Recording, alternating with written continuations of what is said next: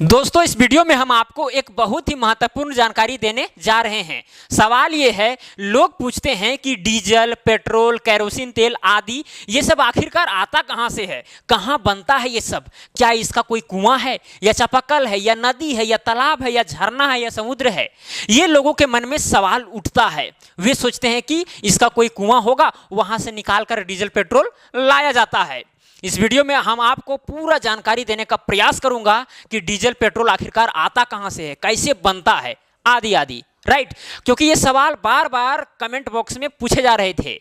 हमने पहले भी डीजल और पेट्रोल पर एक वीडियो और बना रखा है, उसमें आपको बताया है कि डीजल और पेट्रोल हम तक कैसे पहुंचता है, दाम में बढ़ोतरी क्यों होती है, सारा चीज उसमें डिफाइन किया गया है। अगर उस वीडियो को आप नहीं देखे हैं तो डिस्क्रिप्शन में आपको लिंक मिल जाएगा, आप उस वीडियो को जरूर देख लें। उसमें आपको इतना जानकारी हो जाएगा कि डीजल और पेट्रोल के दाम में बढ़ोतरी क्यों होती है और कौन करता है। बहुत ही महत्वपूर्ण है वो वीडियो। राइट, लेकिन इस वीडियो में हम जानेंगे कि डीजल पेट्रोल कहां पर बनता है। तो सबसे पहले आपको एक चीज नोट कर लेना है कि जिस तरह से आपको पानी कोई कुआं में मिल जाता है, चापाकल में मिल जाता है, तालाब में मिल जाता है, नदी में मिल जाता है, उस तरह से आपको डीजल पेट्रोल या केरोसिन तेल या मोबिल वगैरह कुछ भी मिलने वाला नहीं है।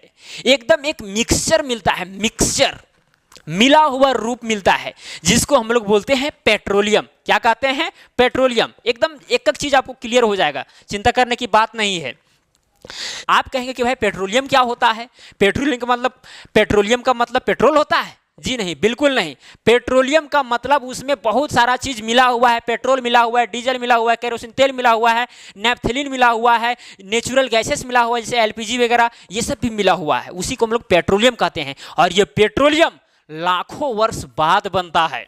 लाखों वर्ष पूर्व धरती में भूचाल आ गया था, जिसके वजह से पेड़ पौधा दब गए थे। समुद्री जीव, बड़े बड़े जो समुद्री जीव थे वो दब गए थे। दबने की वजह से तापमान में बढ़ोतरी हुई, और तापमान में बढ़ोतरी होने के चलते उस वहां पर रिएक्शन होने लगा, केमिकल रिएक्शन होने लगा, जिसके वजह से पेट्रोलियम का निर्माण हुआ, कोयला का निर्माण हुआ, आदि आदि। राइट, तो ये हुआ पेट्रोलियम। जिस रफ्तार से अभी पेट्रोल और डीजल का प्रयोग हो रहा है, अगर इसी तरह से प्रयोग होता रहे तो अगले लगभग 40 साल में पेट्रोल और डीजल खत्म हो जाएगा। जो आपको सड़कों में गाड़ियां दौड़ती हुई नजर आती है वो अब आपको मिलेगी नहीं। अगर मिलेगी भी तो इलेक्ट्रिक एनर्जी का प्रयोग करके जो चल रही होगी उसी को मिलेगी। तो इसीलिए हर देश ये प्रयास कर रहा है कि डीजल और पेट्रोल के बजाय अगर संभव हो तो उससे गाड़ी चलाया जाए, क्योंकि ये जो डीजल पेट्रोल जो है ये सब अनवीकरणीय संसाधन है। यानी एक बार अगर खपत हो गया तो वो वापस आने वाला नहीं है,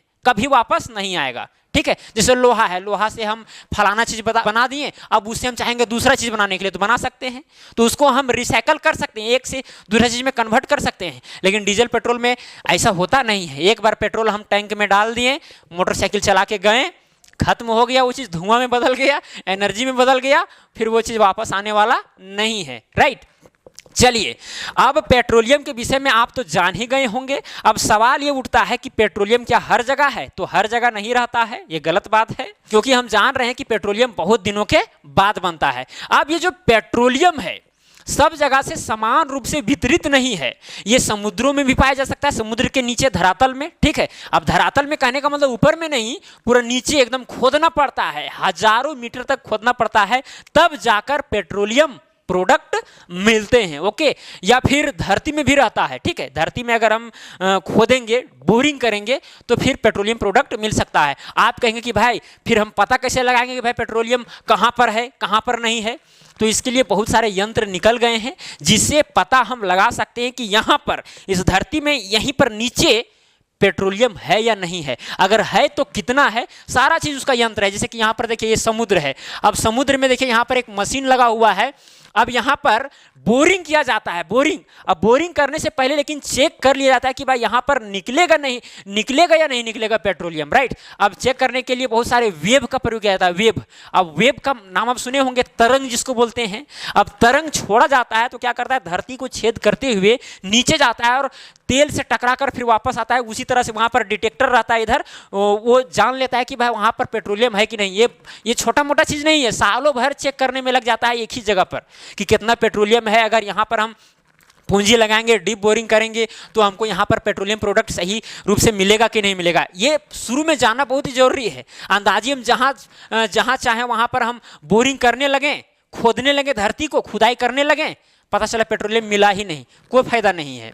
ये 100-200 फीट में नहीं होता है, ये हजारों फीट खोदने के बाद में मिलता है। ओके, अब धरती में एक और उपाय है, जैसे कि यहाँ पर समझिए पृथ्वी है, ठीक है, ये क्या है, धरती है, जमीन है। अब क्या किया जाता है, 200-300 फीट नीचे खोद लिया जाता है, बोरिंग कर लिया जाता है, और उसमें डायनामाइट से ब्लास्ट किया जाता है। ब्लास्ट करने के बाद इससे बहुत सारे तरंगे निकलती हैं, और उस तरंग के आधार पर इधर डिटेक्टर रहता है और वो चेक करता है कि भाई इसके नीचे पेट्रोलियम प्रोडक्ट है कि नहीं है। राइट, ये धरातल में इस विधि का प्रयोग किया जाता है। बहुत सारे विधि हैं पता करने के लिए पेट्रोलियम का। ओके, तो देखिए इस तरह से समुद्र में इस तरह से यहाँ पर मशीन लगा हुआ रहता है, बहुत पूंजी लगता है, पूंजी बहुत लगता है, इसीलिए पहले जान लेना जरूरी है कि भाई नीचे पेट्रोलियम है कि नहीं है, कितना है, ये सब जानना जरूरी होता है। ओके, अब यहाँ से निकाला जा सकता है, या फिर धरती में ही अगर कहीं पर मिल गया नीचे, तो फिर वहाँ पर भी बोरिंग कर दिया जाता है और फिर पेट्रोलियम निकाला जाता है। अब पेट्रोलियम में 2 तरह की चीज़ें होती है, पहला क्रूड ऑयल, जिसको हम लोग बोलते हैं कच्चा तेल का आप नाम सुने होंगे, और दूसरा होता है नेचुरल गैस, ठीक है, यानी प्राकृतिक गैसें। ओके, तो क्रूड ऑयल जो है, क्रूड ऑयल में ही डीजल, पेट्रोल, कैरोसिन तेल, नैफ्थलीन वगैरह मौजूद रहता है। जैसे कि हम यहाँ पर आपको एक चार्ट दिखाते हैं, ये चार्ट है, यहाँ पर आपको बताया गया जब पेट्रोलियम को निकाल दिया जाता है तो उसमें क्या रहता है, क्रूड ऑयल यानी कच्चा तेल, और दूसरा चीज़ रहता है नेचुरल गैसेस, जैसे कि एलपीजी वगैरह जो आप खाना वगैरह बनाते हैं, वो ब्यूटेन और प्रोपेन उसमें बेसिकली होता है, ब्यूटेन और प्रोपेन। ओके, अब उसको छोड़ करके, यानी जो क्रूड ऑयल है, ये जो क्रूड ऑयल है उसको यहाँ पर हम ग्राफ के चार्ट के रूप में हम आपको दिखाएं कि किस तरह से ये अलग अलग किया जाता है। क्योंकि हम आपको बता दिए पहले कि पेट्रोलियम में क्या होता है, पेट्रोल भी मिला रहता है, डीजल भी मिला रहता है, कैरोसिन तेल भी मिला रहता है, और बहुत सारे पेट्रोलियम प्रोडक्ट मिले रहते हैं। तो उनको अलग करना जरूरी है, क्योंकि हम जो उपयोग करते हैं पेट्रोल डीजल का, वो सीधे तौर पर करते हैं। हम जाते हैं दुकान या पेट्रोल टैंक में, ठीक है, वहाँ पर डायरेक्ट हम पेट्रोल लेते हैं, ऐसा थोड़ी नहीं वहां देता है पेट्रोल और डीजल मिला के देता है, हम घर में उसको अलग करके फिर उपयोग करते हैं, ऐसा नहीं है। अलग अलग हमको मिलता है, और हम ये भी जानते हैं कि भाई पेट्रोल डीजल तो पानी जैसा कहीं नहीं निकलता है, तो उसको अलग करने के लिए रिफाइनरी मशीन में भेजा जाता है, रिफाइनरी मशीन में, ठीक है। यहाँ पर रिफाइनरी मशीन नहीं दिखाया गया है, हम दिखा भी सकते हैं, आप चाहें तो दिखा भी सकते हैं, दिखा देते हैं।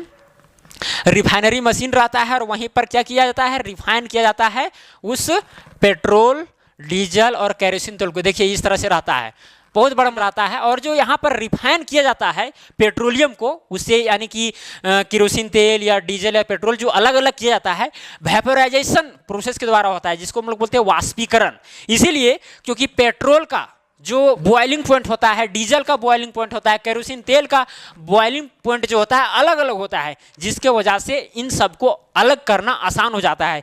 जैसे कि पेट्रोल 40 डिग्री सेल्सियस में उबलने लगता है, मतलब कि बॉइलिंग पॉइंट जो है पेट्रोल का वो 40 डिग्री सेल्सियस है। अब समझिए इसमें इस टैंक में भरा हुआ है पूरा क्या चीज़, पेट्रोलियम यानी क्रूड ऑयल इसमें भरा हुआ है, कच्चा तेल। ओके, अब 40 डिग्री सेल्सियस तक हम हीट करेंगे तो जो पेट्रोल इसमें रहेगा वो क्या होने लगेगा, वाष्प बनने लगेगा। अब वाष्प बनेगा तो इधर हम सेटिंग करके अच्छा से रखेंगे, और वाष्प बनेगा, इसमें टकराएगा, फिर बूंद बूंद होकर के नीचे दूसरा बर्तन में हम रख सकते हैं, है कि नहीं। अब छोटा प्रोसेस आपको बताएं, छोटा चीज़, ताकि आप समझें। वहाँ पर बड़ा बड़ा प्लांट लगा हुआ है, वहाँ पर भारी मात्रा में कच्चा तेल को उबाला जाता है, गर्म किया जाता है, हीट किया जाता है, ठीक है। 40 डिग्री सेल्सियस में क्या निकलेगा, पेट्रोल निकल जाएगा। अगर उसी तापमान को हम 110 डिग्री सेल्सियस पर ले जाते हैं तो नैफ्थलीन निकलने लगता है। नैफ्थलीन भी एक प्रकार का पेट्रोलियम प्रोडक्ट है जो ज्वलनशील होता है। क्या होता है, ज्वलनशील। नैफ्थलीन को भी हम पेट्रोल और डीजल में कन्वर्ट कर सकते हैं कैटालिस्ट के मदद से, उत्प्रेरक के मदद से। जो नैफ्थलीन का जो बॉन्ड होता है उसको तोड़ ताड़ करके हम डीजल और पेट्रोल में परिवर्तित कर सकते हैं। ओके, लेकिन थोड़ा इसमें हार्ड प्रोसेस होता है। चलिए, अगर उसी तापमान को यदि हम ले जाए 180 डिग्री सेल्सियस, तो 180 डिग्री सेल्सियस में क्या होगा, केरोसिन तेल उबलने लगेगा। अब केरोसिन तेल उबलेगा तो क्या होगा, ये वाष्प बनेगा, और वाष्प जैसे ही बनेगा तो हम उसको आसानी से अलग कर सकते हैं, है कि नहीं। उसके बाद अगर उसी तापमान को हम 260 डिग्री सेल्सियस ले जाए तो फिर क्या होगा, डीजल उबलने लगेगा, डीजल वाष्प बनने लगेगा। फिर डीजल को भी हम क्या करेंगे, अलग कर लेंगे। तो धीरे धीरे क्या हो जाता है, अलग हो जाता है। किस विधि द्वारा, वाष्पीकरण विधि द्वारा। और इसलिए अलग होता है क्योंकि हर कंस्टिट्यूएंट का, हर घटक का जो बॉइलिंग पॉइंट है वो अलग अलग है। पेट्रोल का 40 डिग्री सेल्सियस, नेफ्थलीन का 110 डिग्री सेल्सियस, केरोसिन तेल का 180 डिग्री सेल्सियस, डीजल का 260 डिग्री सेल्सियस। फिर रेसिड्यू मतलब कि इन चारों पांचों को छोड़ करके जितना भी तरह के बच जाता है लुब्रिकेंट वगैरह, जिससे मोबिल वगैरह बनता है, ठीक है, जो बच जाता है उसी को हम लोग रेसिड्यू नाम देते हैं। और ये 340 डिग्री सेल्सियस पर क्या होता है, वाष्प होता है। तो इस तरह से पेट्रोल ये सब क्या हो जाता है, अलग अलग हो जाता है, अलग अलग हम बर्तनों में ले जाते हैं, ठीक है। और फिर हम अब जब ये सब अलग अलग हो गए, डीजल अलग हो गया, पेट्रोल अलग हो गया, केरोसिन तेल अलग हो गया, नेफ्थलीन अलग हो गया, या फिर जो लुब्रिकेंट वगैरह रेसिड्यू वगैरह वो भी अलग हो गया, तो फिर एक जगह से दूसरे जगह ले जाएंगे और उसको आसानी से बेचा जा सकता है कि नहीं। उसी तरह से होता है। एक चीज़ हम आपको इंटरेस्टिंग फैक्ट बताते हैं, पेट्रोल जो है, पेट्रोल या डीजल 1 लीटर का दाम लगभग 25 रुपया है। कितना, 25 रुपया। लेकिन हम तक आते आते हो जाता है 80-90 रुपया हो जाता है, 90-91 रुपया हो जाता है। ऐसा इसलिए होता है क्योंकि उसमें केंद्र सरकार और राज्य सरकार एकदम दबाकर टैक्स लगाती है। अगर सरकार को लगेगा कि अरे मेरा तो झोला खाली हो रहा है, अब टैक्स बढ़ा देगा डीजल पेट्रोल का, आ गया दे दनादन टैक्स, है कि नहीं। और डीजल और पेट्रोल के द्वारा भारी मात्रा में टैक्स वसूला जाता है। सरकार जब चाहे मनमौजी जैसा करती है, ठीक है, जब चाहेगी तब वो टैक्स बढ़ा देगी या घटा भी सकती है। तेलंगाना सरकार तो इतना बढ़ा दिया कि कहना नहीं है, ठीक है। ये केंद्र सरकार और राज्य सरकार दोनों बढ़ाते हैं। और दुगुना सोचिए, 25 रुपये लीटर मिलता है पेट्रोल या डीजल, अब वही चीज हो जाता है 90 रुपया। तो कितना टैक्स लिया जा रहा है, लगभग 60 रुपया, 30-35 रुपया केंद्र सरकार के द्वारा, 20-25-30 रुपया राज्य सरकार के द्वारा, राइट। तो ये सब बातें हैं जो आपको जानना है। हालांकि अगर उस वीडियो को देखेंगे जो डिस्क्रिप्शन में आपको मिलेगा, उसमें आपको सारा चीज़ क्लियर हो जाएगा। तो इस वीडियो में हमको ये समझाना था कि डीजल पेट्रोल कहाँ बनता है। तो आपको तो समझ में आ ही गया होगा कि पेट्रोलियम से बनता है। किससे बनता है, पेट्रोलियम से। पेट्रोलियम में क्या होता है, कच्चा तेल होता है, फिर प्राकृतिक गैसें होती है, नेचुरल गैसेस होते हैं, राइट।